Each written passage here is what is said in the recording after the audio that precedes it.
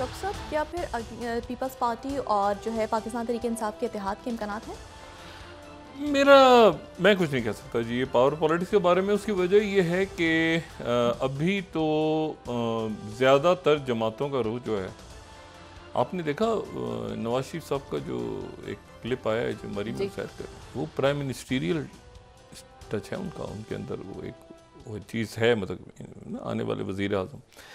अब मसला ये है कि इसमें जो पाकिस्तान पीपल्स पार्टी और तहरीक इंसाफ के दरमियान एक मतलब वो उनकी भी ज़ाहिर है जो बात होती है तो ज़्यादा ज़ाहिर है कि नवाज शरीफ साहब के बारे में ही होती है, या उनकी भी हो रही है, तो अब वही हो रही है। और ज़्यादातर जो इत्तेहादी हैं वो सारे जा रहे हैं चूँकि उस तरफ, इसलिए वो लाडला और वो सारे जुमले जो हैं वो बिलावल पे इस्तेमाल कर रहे हैं, वो तहरीक मुस्लिम लीग नून के लिए। लेकिन ये अगर अलाइंस बनेगा तो फिर अनहोली अलाइंस होगा। और मेरा ख्याल ये है इसमें कि मुझे नहीं पता कि तहरीक इंसाफ की ज़ाहिर है कि क़यादत तो उनकी जेलों में है, तो सिंध में और बाकी जगहों पे वो किस तरह से करते हैं, या ये है कि कुछ उनके वकला ऐसे हैं जो कि केस भी लड़ रहे हैं तहरीक इंसाफ के चेयरमैन का। लेकिन ये है कि ये इंतखाबी अलाइंस अभी बनता है नहीं बनता, बल्ले का निशान भी आ गया तो ये बड़ी रिलीफ है। क्या उस तारीख तक नवाज शरीफ साहब की अहलियत हो जाएगी, क्या नाहलियत होगी, क्या होगा? अभी सब बंदियाँ तो हो नहीं रही, हफ्ता 10 दिन रह गए हैं इसमें इलेक्शन शेड्यूल आने में। और अतर मिल्ला साहब का तो बड़ा सख्त आज नोट आया, इख्तिलाफी नोट आया इस हवाले से। तो इलेक्शन अपने वक्त पे होने चाहिए। लेकिन ये जो अच्छा हाँ, आज जो फॉर्मेशन कमांडर्स का इजलास हुआ है उसमें मसला कश्मीर जी। और अक़वाम मुत्तहिदा की करारदादों के तहत मसला कश्मीर और मसला फ़लस्तीन अक़वाम मुत्तहिदा की करारदादों के मुताबिक, तो अब फ़लस्तीन जो है वो उसके साथ ये फ़लस्तीन भी पाकिस्तान की आप समझ लें कि एक तरह से जो स्ट्रेटेजिक पॉलिसी है उसका एक हिस्सा बन गया है मौजूदा हालात में, कि दो रियासती जब तक दो रियासती हल जो है वो टू स्टेट सोल्यूशन ही वाहिद हल है। अच्छा, अब ये टू स्टेट सोल्यूशन को तो वो अगर उन्होंने करना होता तो वो फिर ये सेटलमेंट्स क्यों करते? क्योंकि टू स्टेट के लिए तो ज़रूरी है ना कि यहाँ से सेटलमेंट्स को ख़त्म करें आप। जब सेटलमेंट्स करनी है और जब वहाँ पे जाके फ़लस्तीनी अथॉरिटी तो ख़त्म हो गई है ना एक तरह से, महमूद अब्बास जो हैं वो ज़ाहिर अब क्या करें, वो वहाँ पर वो जिस मतलब 200-250 तो यहाँ पे शहादतें हो गई हैं मगरबी किनारे में, और अभी नारे लगने शुरू हो गए हैं from river to sea. River to sea का मतलब ये है कि दरिया उर्दन से दरिया मेडिटेरियन सी तक, वो दूसरी तरफ से ये नारे लग रहे हैं। लेकिन हल जो है, अच्छा चाइना दरमियान में अगर आता है, देखिए चाइना की बात उस दिन मैंने की थी कि अक़वाम मुत्तहिदा की, आज ही साउथ चाइना मॉर्निंग पोस्ट ने आज इसके ऊपर एक मज़मून लिखा है जी। जो 30 स्लाइड हम कोट करें कि साउथ चाइना मॉर्निंग पोस्ट कह रहा है कि China poised to play peacekeepers and advocate in post-war Gaza, but US hold the keys to the trust analysis। अच्छा, उस इसमें वो कह रहे हैं कि जी अगर ये यूएन फोर्सेस अलाउ होती हैं तो चाइना की ट्रूप्स इसमें रोल प्ले कर सकती हैं। अच्छा, अब ये देखें, ये एक बड़ी चाइना की इंटरेस्टिंग पोजीशन बन गई है। अगर चाइना वहाँ होता है, देखिए अमेरिकन ने एक पोजीशन लेके अपनी, एक कहते हैं ना अंडे सारे टोकरे में डाल दिए तो एक मसला उनका ख़राब हो गया, तो हुतीज़ वहाँ पर भी अटैक करें। अगर फ़र्ज़ करें चाइना जो बात कर रहा है, तो चाइना अगर वहाँ पे होता है तो मुझे बताएं कि इसराइल भी बात सुनेगा, फ़लस्तीनी भी बात सुनेंगे, ईरान भी बात सुनेगा, हिजबुल्लाह भी बात सुनेगा, हुतीज़ भी बात सुनेंगे, अरब ममालिक भी बात सुनेंगे। और ये वो जगह ऐसी है जहाँ पर इस वक्त कोई भी यूरोपियन या कोई इवन मतलब कोई भी जाने को इस वक्त शायद ही वहाँ पे पीस कीपिंग कोई आसान काम नहीं है। ये जहाँ तक चला गया ना तनाव, ये बहुत आगे चला गया। इसमें मतलब है कि बहुत ख़राब हो गया मामला। ये बीबी नेतन्याहू का मुझे नहीं पता कि कल के बाद ये इसके बाद मैं जो बात कह रहा हूँ ना, मैं इसको अच्छे रुख पे नहीं जाते देख रहा आने वाले दिनों में।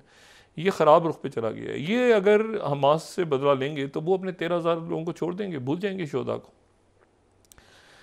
और वो जो है वो अपनी प्लानिंग्स करके, और वो जिस लेवल तक उनके पास, अब तो ये अमेरिकन भी कह रहे हैं कि वैगनर ग्रुप है और ये और वो सारा, तो ये जंग किसी ख़राब रुख पे चली जाएगी। और इसी दौरान जो है वो सर्दियाँ आ रही हैं, अच्छा बारिश हो रही है। एक बात हम डिस्कस नहीं कर रहे वो ये कि गज़ा में बारिशें बहुत हो रही हैं, क्योंकि वो टीवी पे जो विजुअल्स आते हैं तो ज़ाहिर है कि विजुअल्स के अंदर तो वो इस तरह से नहीं आता, लेकिन बारिश वहाँ बहुत बारिश हो, कल भी बारिश हुई है और पिछले एक हफ्ते से बारिश भी है और सर्दी भी है। और अगर हम नक्शे पे देखें ना तो हमें ये ख़त इस्तिवा से इक्वेटर से ऊपर है गज़ा, तो ये ठंडे इलाके हैं। तो ये जो है ना, ये अब वहाँ पर ज़ाहिर है कि एक बड़ी तबाही बर्बादी है। लोग आज इधर इसराइल में भी इंतज़ार कर रहे थे कि हमारे लोग छूटेंगे, कौन से लोग हैं बताएं। इन्होंने नाम नहीं जारी किए कि फॉल्स होप्स ना आ जाएं, क्योंकि ज़ाहिर है कि सब इंतज़ार कर रहे हैं ना कि हमास से, और उधर इंतज़ार हो रहा है कि जो है वो सामान आए और ये बम्बारी बंद हो और ये सब कुछ हो। तो अब ये बड़ी एक ट्रिकी, इसमें डिप्लोमेसी भी है, इसमें जो है ये एप्सनाज वाला मामला भी आ गया है, इसमें इंतकाम वाला पूरा मामला है कि इंतकाम बदला लेना है और मुसाद करेगी उधर से, हमास क्या करेगी और बाकी क्या जो फैक्शंस हैं वो क्या करेंगे। तो ये अब मेरा ख्याल है कि इसमें अमेरिका तो इसमें से अपने आप को बाहर करेगा, क्योंकि वो इस बिल्कुल नहीं चाहेगा कि इसमें उलझे। और उनका मामला तो चाइना के साथ और इकॉनमी और ये इलेक्शंस आ रहे हैं लॉन्ग टर्म, वो इस फड्डे से, और उसको भी साइन ऑफ करेगा वो ज़ेलेंस्की, और ये चाहेगा कि इसको जल्दी जल्दी यहाँ से निकलें। और ट्रंप के जो है वो वहाँ पे दोबारा बननी शुरू हो गए हैं जी। इम्कानात आप देखें ना, पॉपुलरिज्म की दोबारा लहर आ गई। वो जो नीदरलैंड का इलेक्शन हुआ है जिसमें एक बिल्कुल ही राइट विंगर वहाँ पे जीत गए।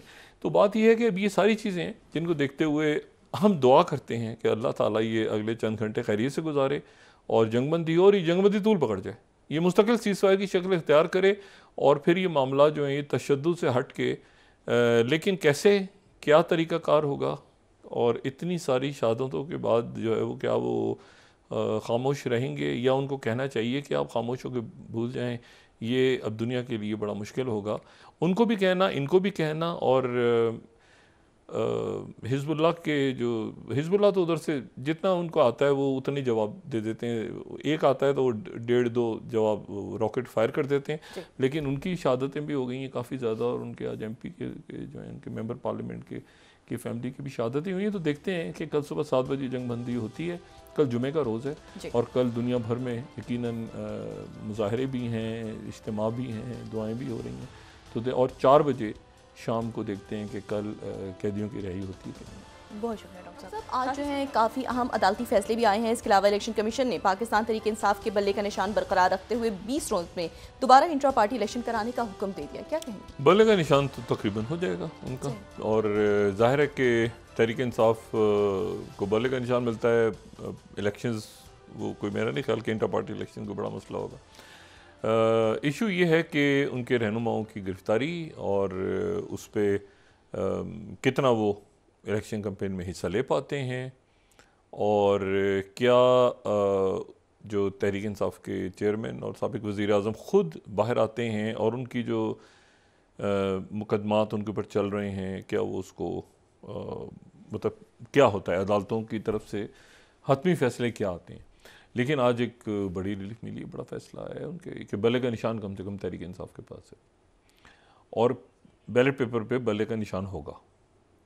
अच्छा, दूसरी जो बात है वो ये है कि जो जरदारी साहब ने बातें की हैं, वो ज़ाहिर है गुफ्तगू उनकी भी मैंने मुकम्मल नहीं सुनी, कुछ गुफ्तगू जो उनकी जितनी सुनी, मैं कल बाकी गुफ्तगू पे भी अपनी राय दे दूँगा। लेकिन उन्होंने कहा कि तहरीक इंसाफ के दौर में 6 वज़ारतों की ऑफ़र हुई थी पाकिस्तान पीपल्स पार्टी को।